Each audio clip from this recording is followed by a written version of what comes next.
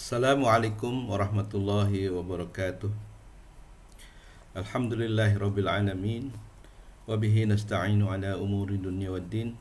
Wassalatu wassalamu ala asyril mursalin sayyidina Muhammadin wa ala alihi wa sahbihi ajmain. Asyhadu an la ilaha illallah wahdahu la syarika lah wa asyhadu anna Muhammadan abduhu wa rasuluh la nabiyya ba'da, amma ba'du. Rekan-rekan mahasiswa dan mahasiswi yang saya cintai dan para pemirsa pada umumnya yang saya muliakan, alhamdulillah pada pagi hari ini kita masih bisa melaksanakan program kita, yaitu memberikan mata kuliah studi pemikiran Tasawuf Al-Ghazali yang ke-8 ya. Kali ini kita mempelajari ajaran Tasawuf Al-Ghazali dalam konteks etika ya. Jadi apakah etika itu menurut Al-Ghazali? Para rekan-rekan mahasiswa yang saya cintai, marilah kita mulai dengan apa itu etika menurut Al-Ghazali. Menurut Al-Ghazali, etika adalah keadaan batin yang menjadi sumber lahirnya suatu perbuatan, di mana perbuatan itu lahir secara spontan, mudah, tanpa hitung untung ruginya. Jadi ini sebenarnya definisi yang standar ya bagi para sarjana muslim. Jadi yang disebut akhlak itu adalah yang bersifat spontan. Artinya kalau kita memberi itu bukan karena hitung-hitungan untung ruginya, kita memberi karena kita memang bersifat welas asih. Begitu orang membutuhkan pertolongan, kita tanpa pikir lagi kita dan menolong. Nah, itulah yang disebut akhlak ya. Tapi dia merupakan keadaan batin. Jadi apa yang kita lakukan itu merupakan refleksi daripada keadaan batin kita. Jadi tidak bisa mengatakan, oh jiwa saya nggak begitu, tapi badan saya melakukan ini. Nah, itu tidak bisa, itu karena apa yang dilakukan itu merupakan cerminan daripada kondisi batin manusia ya. Dari kondisi batin itu yang kita sebut nafsu, lahirlah perbuatan-perbuatan baik yang baik maupun yang buruk. Nah, akhlak juga meliputi kajian satu tentang perbuatan baik dan buruk, dua kemampuan untuk melakukan keduanya, ketiga kemampuan untuk mengetahui keduanya, dan keempat kecenderungan jiwa pada perbuatan yang baik dan buruk. Mari kita analisa satu persatu ya, perbuatan baik dan buruk. Jadi akhlak itu tidak terutama pada soal pengetahuan ya, takrif, definisi sesuatu, bukan. Jadi akhlak berkaitan dengan perbuatan manusia. Jadi perbuatan manusia ini bisa baik, bisa buruk, dan akhlak adalah ilmu yang mencoba mengarahkan manusia kepada perbuatan yang baik. Ya. Jadi tidak semua perbuatan itu bersifat netral. Jadi ada perbuatan yang baik dan ada perbuatan yang buruk, dan itulah yang harus kita ketahui. Baik. Ya. Kemudian kemampuan untuk melakukan keduanya, melakukan perbuatan baik dan buruk, dan ini bagi saya sangat penting sekali ya. Karena apa? Kemampuan itu artinya kemampuan memilih ya, kita mampu memilih perbuatan yang baik dan perbuatan yang buruk ya. Kalau tidak ada kemampuan memilih, maka etika batal ya, karena etika akan dinilai dari pilihan bebas kita untuk melakukan yang baik dan yang buruk dengan mengetahui segala akibat-akibatnya. Dan tentu saja mungkin Al-Ghazali ya, kemampuan itu artinya kita tidak mungkin diperintahkan untuk melakukan hal yang tidak dapat kita lakukan. Jadi apa yang masuk ke dalam kategori etika adalah perbuatan-perbuatan yang diasumsikan manusia mampu melakukannya. Nah, kemampuan untuk mengetahui keduanya.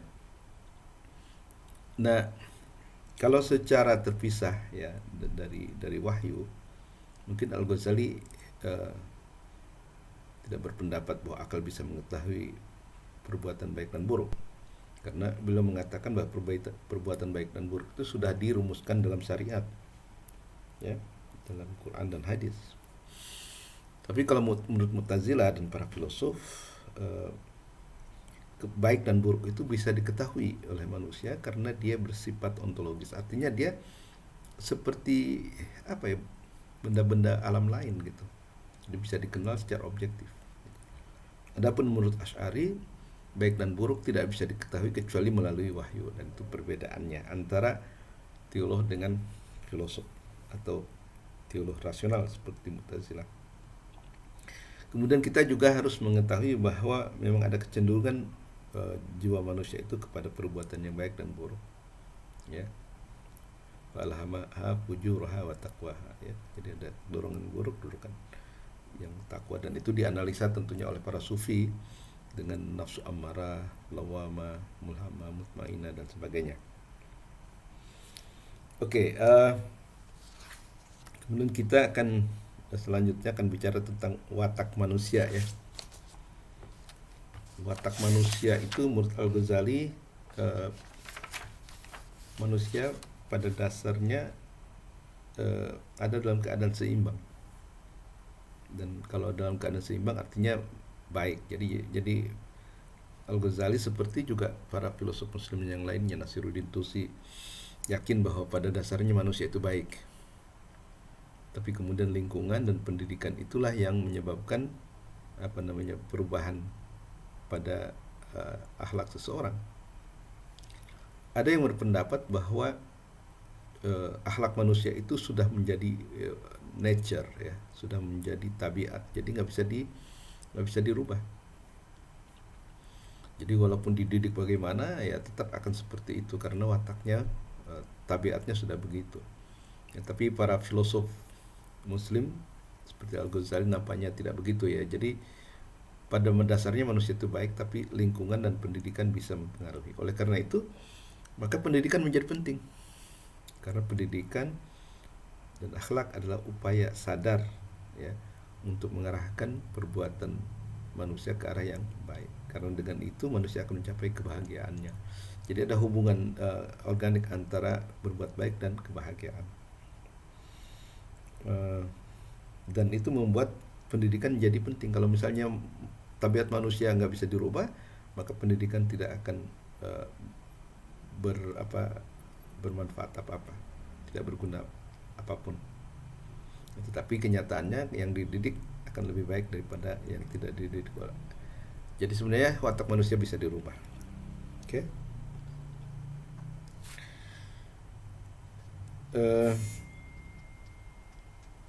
Jadi kebaikan dan keburukan itu menurut Al-Ghazali sudah termaktub di dalam syariat. Ya, di sini Al-Ghazali memadukan antara akal dan wahyu sebenarnya. Oke, kita lanjut kepada teori Al-Ghazali tentang etika, ya. Kalau saya melihat bahwa teori Al-Ghazali sangat dipengaruhi oleh para filosof, ya, terutama kalau filosof Islam itu Miskawai dalam bukunya Tahdzibul Akhlaq, dia juga menyatakan teori yang hampir sama, ya. Tadi dikatakan bahwa perbuatan itu ada lahir daripada kekuatan-kekuatan jiwa, dan seperti Miskawai, Al-Ghazali juga membagi kekuatan jiwa menjadi 3, ya. Satu yang disebut nafsu syahwat, ya. Kedua yang disebut nafsu ghadabiyah, dan ketiga adalah nafsu nutqiyah, ya. Jadi nafsu syahwat, nafsu marah, dan nafsu rasional. Dan itu sepertinya mirip dengan Miskawai, dan Miskawai juga mengambil dari Plato sebenarnya. Jadi pengaruh Yunani cukup kuat di sini. Dan menurut Al-Ghazali dan juga Miskawai, akhlak yang mulia itu adalah hasil daripada jalan tengah, ya, the golden means antara dua ekstrim, yaitu ifrat kecenderungan yang berlebihan, kemudian tafrid yang berkurangan, ya. Nah, jadi setiap jiwa itu mempunyai kekuatannya sendiri. Dari nafsu syahwat itu muncul yang disebut iffah, ya. Iffah itu adalah jalan tengah, ya. Jalan tengah artinya kekuatan syahwat itu ditundukkan oleh akal untuk bisa mencapai titik tengah. Dan kalau itu berhasil, muncullah sifat iffah. Dan iffah ini salah satu fadail, ya, keutamaan akhlak daripada 4, yaitu keberanian, kebijaksanaan, dan keadilan. Jadi iffah, syuja'ah, hikmah. Dan kalau sudah ketiga-tiganya tercapai keseimbangan, maka akan dicapai di adalah, yaitu teori yang baku, ya, dalam para filosof. Dan nampaknya Al-Ghazali juga setuju dengan itu. Nah, jadi dikatakan oleh Al-Ghazali, barang siapa mampu menyeimbangkan semua perkara yang ada dan mampu menjadikannya sebagai kebiasaan, maka itulah yang disebut dengan akhlak yang baik secara sempurna, secara mutlak. Tapi barang siapa yang mampu melakukannya sebagian saja, sedangkan yang sebagian lagi tidak lakukan, maka dia termasuk akhlak yang baik juga. Jadi Al-Ghazali tidak mengatakan harus semuanya, ya, ada peringkat, ya. Kalau semuanya bisa diseimbangkan, maka akan mencapai kebaikan akhlak yang sempurna, yang mutlak. Tapi kalau sebagian saja, ya masih berakhlak baik. Yang tidak itu, ya kalau kita semuanya tidak seimbang, seperti itu, ya. Nah, kita analisa apa, ya, jalan tengah itu bagaimana maksudnya, ya kan? Dan tentu saja jalan tengah ini sesuai dengan ajaran Quran, ya. Bahwa dalam Al-Quran itu dikatakan bahwa jalan yang terbaik adalah di tengah-tengah.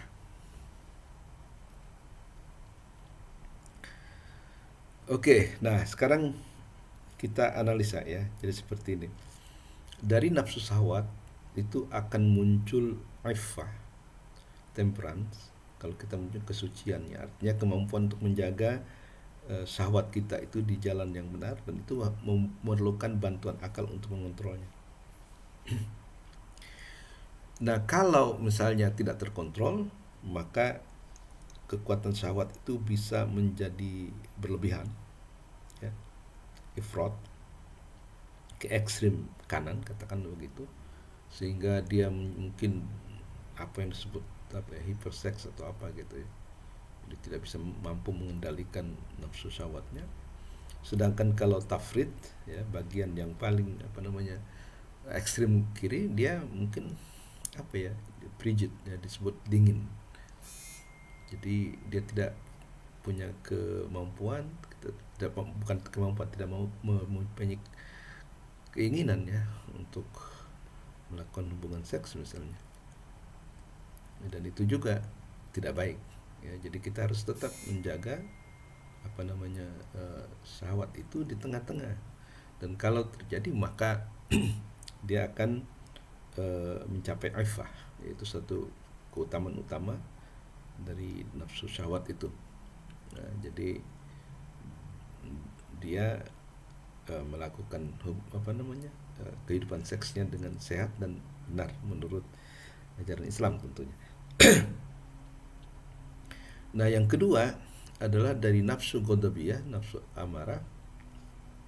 Itu kalau diseimbangkan, maka akan terjadi apa yang disebut dengan syuja'ah, keberanian. Jadi keberanian itu muncul dari nafsu ghadabiyah sebenarnya.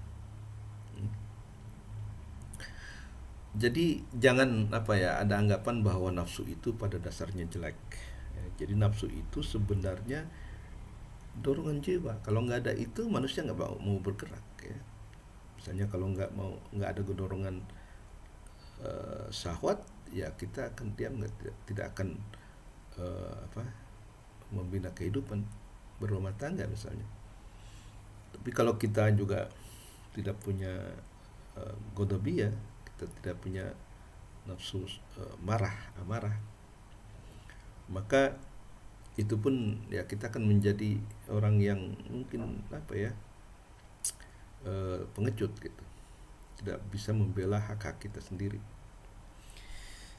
Jadi suja'ah ini kalau dikendalikan ya, maksudnya nafsu ghadabiyah ini kalau dikendalikan akan mencapai satu fadail keutamaan akhlak yang disebut suja'ah, keberanian. Nah, kalau keberanian ini tidak dikontrol, maka apa yang terjadi? Yang terjadi adalah kita memiliki sifat sembrono, tahawur, irritable. Jadi terlalu gampang marah, sedikit-sedikit marah dan sebagainya. Tetapi kalau kita kekurangan ya keberanian ini, maka yang timbul adalah sifat juben. Juben itu adalah pengecut. Ya, pengecut. Jadi dengan demikian kedua-duanya buruk. Ya, jadi sembrono juga buruk, pengecut juga buruk. Maka ilmu akhlak itu akan mencoba menggiring kita menjadi berani, suja'ah. Ya. Jadi suja'ah itu tidak sembarang marah, tapi ketika memang berhak untuk marah, dia bisa marah seperti itu. Ya. Nah, bahkan di dalam ajaran Muskawi, dan saya kira juga mungkin di dalam Al-Ghazali ya, yang saya belum mengetahui, suja'ah ini kemudian bisa punya turunan ya. Artinya ada cardinal virtues, ada yang virtue biasa. Jadi dari suja'ah itu muncul sikap dermawan, syakho ya, disebut syakho gitu. Dermawan ini adalah turunan dari suja'ah, tetapi pada level yang lebih rendah ya. Nah, apakah syakho itu? Syakho itu adalah kedermawanan. Apa bedanya dengan yang tidak dermawan? Nah, kalau kedermawanan ini kemudian ekstrim kanan ya, yang disebut ifrat tadi, maka dia akan menjadi disebutnya tabzir, mubazir gitu, berlebihan gitu ya. Tetapi kalau misalnya berkurangan, ekstrim kiri itu dia menjadi bakhil. Jadi ya, antara tabzir dengan bakhil. Tabzir itu didefinisikan misalnya sebagai dia mau membelanjakan hartanya itu dengan atau tanpa mencari tahu untuk apa gitu hartanya itu dibelanjakan. Dia nggak peduli hartanya itu mau dibelanjakan dengan tujuan yang baik atau buruk, pokoknya kasih gitu. Nah, inilah disebut tabzir. Sedangkan bakhil pada ekstrim yang kirinya adalah sikap di mana kita tidak mau memberi harta kita walaupun sudah tahu itu tujuannya baik. Nah, ini dua-duanya buruk. Tabzir maupun bakhil itu adalah buruk. Oleh karena itu ilmu akhlak itu akan membawa kita ke tengah-tengah. Ya. Di mana kita akan rela memberikan harta kita untuk tujuan yang baik, tapi tidak rela untuk memberikannya untuk tujuan yang tidak baik. Nah, seperti itu. Adapun hikmah, hikmah juga adalah hasil dari moderasi antara hilah ya, kecenderungan untuk menggunakan kepintarannya untuk menipu ya, dan jahil, kebodohan ya. Jadi jahil juga bodoh, tapi hilah juga bodoh. Nah, akal manusia harus mengontrol dan mengendalikannya ke tengah-tengah. Kalau itu terjadi, maka terjadilah apa yang disebut hikmah. Di hikmah itu adalah kebijaksanaan ya. Oke, nah kalau ketiga keutamaan ini dicapai, ifah, syuja'ah dan hikmah, barulah akan tercapai adalah, keadilan. Jadi keadilan itu memang bukan main. Keadilan itu susah sekali. Keadilan itu merupakan kumpulan dari ketiga cardinal virtues ya. Jadi keutamaan akhlak yang besar tadi. Nah, apa itu adalah menurut Al-Ghazali? adalah kemampuan jiwa mendeteksi dan sekaligus mengontrol ya perasaan marah, ghadab dan syahwat, dan membawanya kepada puncak hikmah ya. Jadi tadi ifah dan syuja'ah bisa mencapai hikmah, tapi hikmah kemudian dengan yang lainnya bisa mencapai adalah. Nah inilah analisa yang berkenaan dengan kekuatan-kekuatan jiwa dan akhlak yang dihasilkannya. Jadi akhlak itu hasil daripada nafsu-nafsu yang ada dalam diri manusia, yaitu nafsu syahwat, nafsu ghadabiyah dan nutqiyah, yang kalau kita kontrol menurut ilmu etika dia akan mencapai keutamaan atau fadail ya. Adapun kalau gagal maka kita akan memiliki akhlak yang disebut razail. Razail itu akhlak yang buruk ya, seperti itu.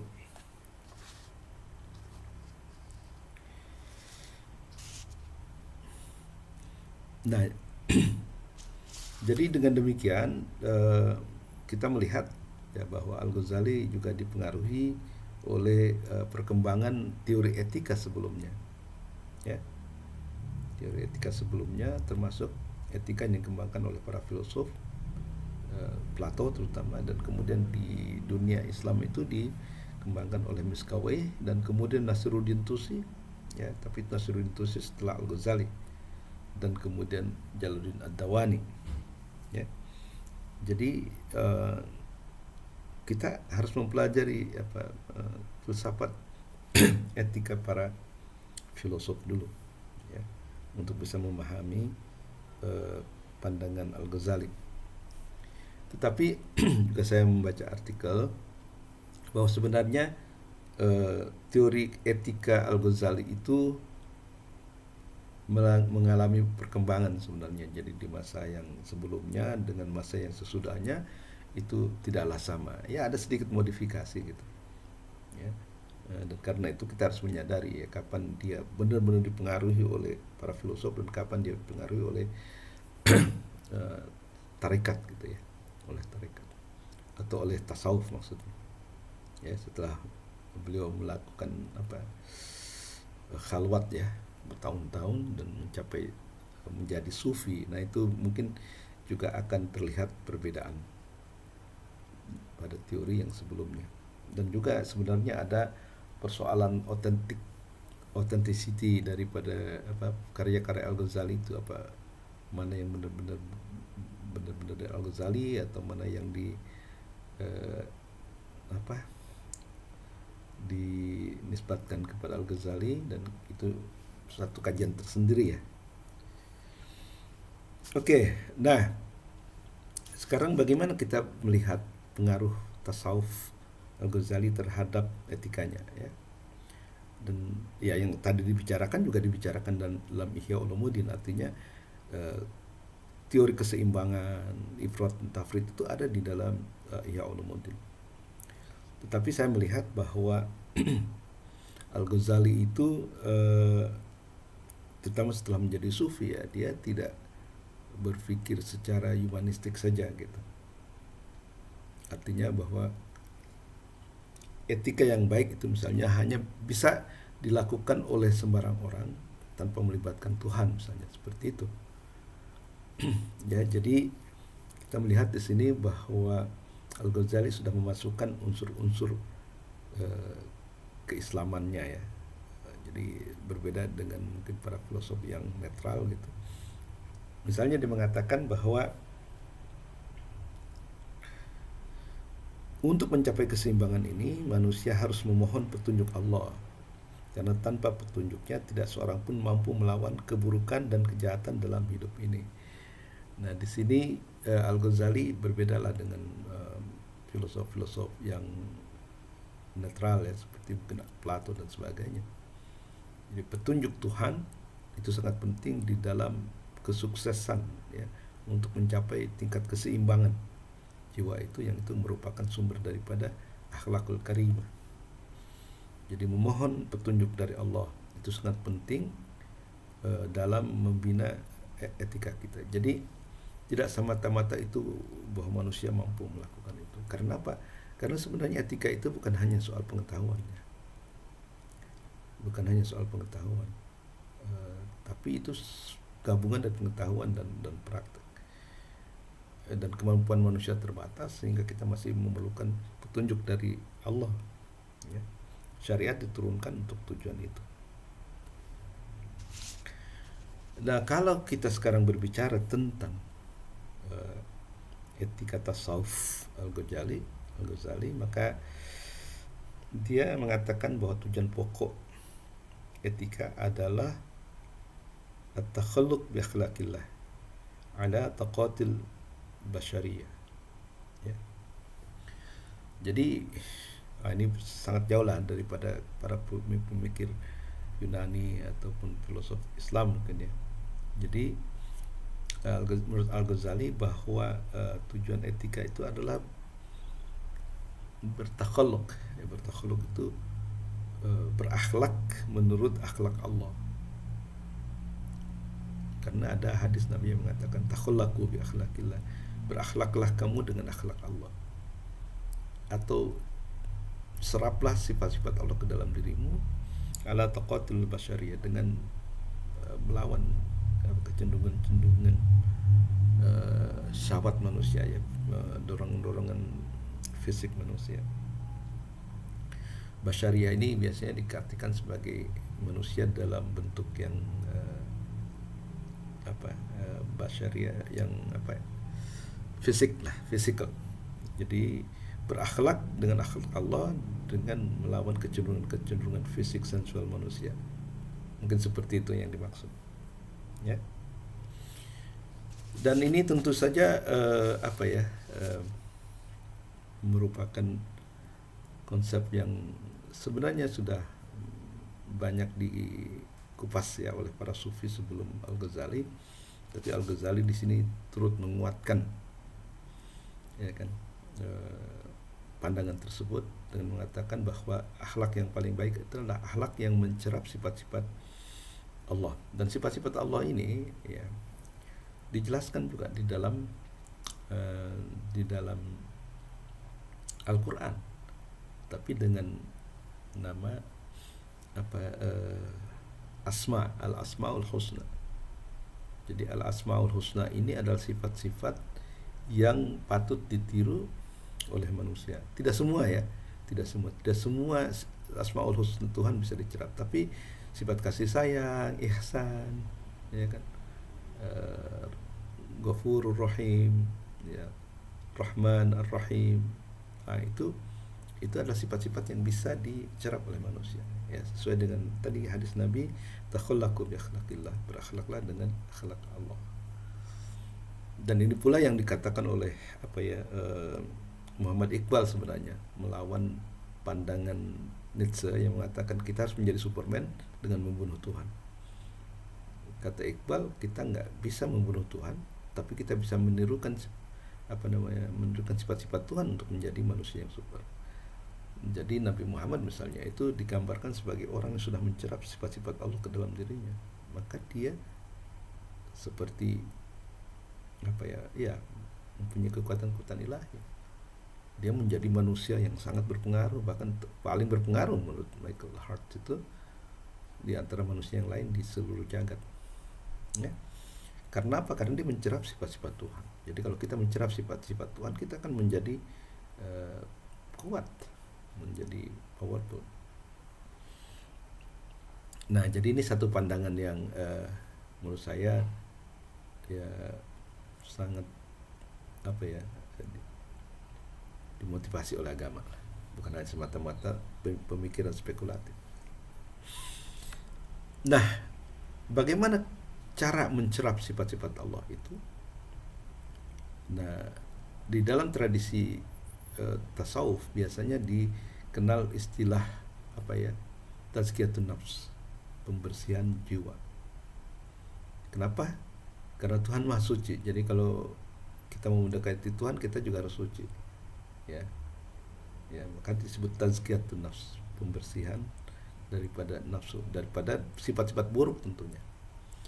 Nah, dalam tradisi tasawuf biasanya ada 3 program untuk itu, ya, yaitu takhalli, tahalli, dan tajalli. Takhalli adalah mengosongkan sifat-sifat yang buruk dari jiwa manusia. Manusia mempunyai sifat-sifat buruk, ya. Nah, kalau kita mau mendekati Tuhan, buang semua sifat-sifat buruk tersebut. Ya, ibarat kita mau mengecat ulang rumah kita yang sudah tahunan, puluhan tahun nggak dicat, maka kita nggak bisa langsung mencat, ya. Walaupun misalnya catnya berkualitas tinggi, tapi kita harus bersihkan dulu temboknya itu dari semua kotoran, mungkin debu, mungkin karat dan sebagainya. Kita harus bersihkan dulu, itu tahap pertama.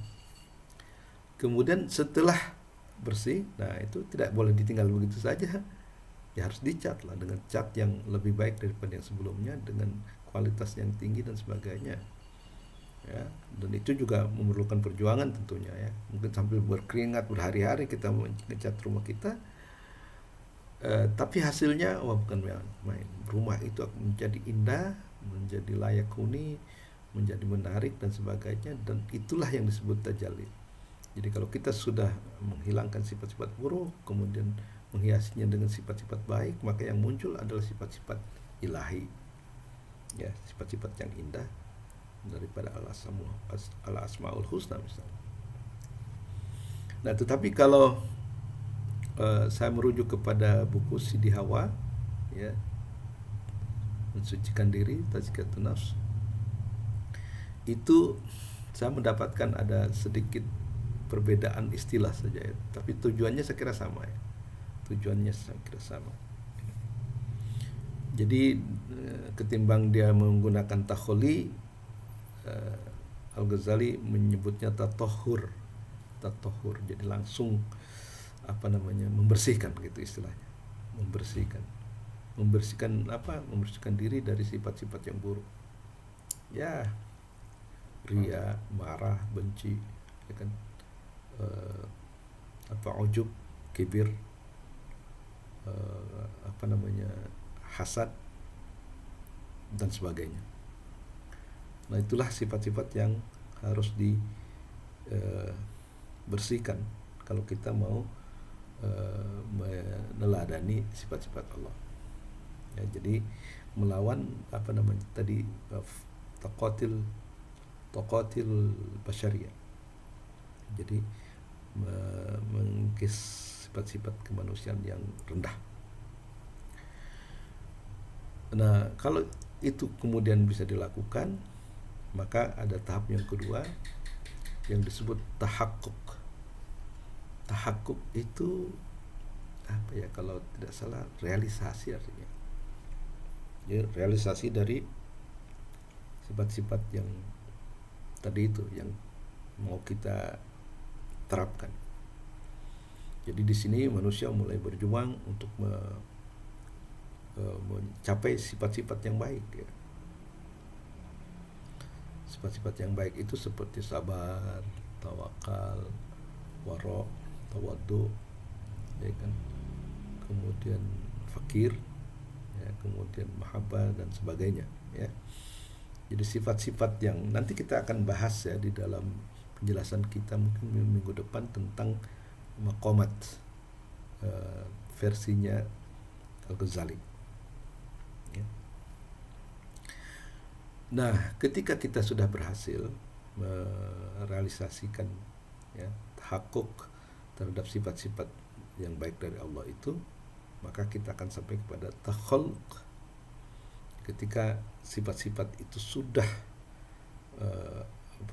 mengisi batin kita, sudah tertancap di batin kita, maka kemudian tingkah laku kita itu akan menjadi tingkah laku yang baik, tingkah laku yang, ya, tadi mencerminkan sifat-sifat baik Tuhan, gitu. Nah, inilah yang kemudian disebut takhalluq, yang disebut takhalluq oleh Al-Ghazali. Takhalluq itu praktek dari sifat-sifat baik yang sudah direalisasikan, yang sudah ditanamkan di dalam diri manusia setelah melakukan pembersihan jiwa. Jadi pembersihan jiwa, penanaman sifat-sifat Tuhan, dan kemudian hasilnya adalah tingkah laku yang baik sesuai dengan akhlak Allah, yaitu disebut takhalluk. Dan ini tentu saja tidak mudah ya, tidak mudah dilakukan, dan karena itu membutuhkan apa ya, guide ya, mursyid untuk melakukan itu semua. Nah, Al-Ghazali sebagai tambahannya, Al-Ghazali mengatakan bahwa sebenarnya semua sifat buruk itu berawal dari syirik. Dan syirik itu dimulai dengan yang kecil, itu riya. Sifat riya. Jadi kalau kita berbuat baik itu tidak semata-mata karena Allah. Kita berbuat baik karena ingin dilihat orang. Dan itu rupanya yang atau mau dilihat orang atau untuk tujuan yang lain lah. Itu di situ ya bahaya riya. Jadi dia mengatakan setelah dia menjadi rektor ya di Nizamiyah Pusat, dia mengatakan apakah saya pantas masuk surga? Dan dia mengatakan tidak. Karena apa yang dilakukan selama ini tidak karena Allah Subhanahu wa taala, tidak ikhlas. Jadi ada syirik ya. Dan salah satu syirik itu adalah riya. Maka Al-Ghazali untuk membersihkan dirinya dari sifat riya itu, dia menganalisa riyanya sendiri yang dia pernah lakukan satu persatu sampai kalau tidak salah mencapai 13 sampai 14 derajat daripada riya itu. Nah, jadi ini hati-hati dengan riya. Riya itu adalah sumber daripada syirik, dan syirik itulah akan menjauhkan kita kepada Tuhan Allah Subhanahu wa taala. Nah, saya kira mungkin itu saja yang bisa saya sampaikan ya. Mohon maaf kalau ada kekeliruan ya. Mudah-mudahan tetap aja bermanfaat ya. Dan atas kelebihan kekurangannya saya mohon maaf. Billahi taufiq wal hidayah. Wassalamualaikum warahmatullahi wabarakatuh.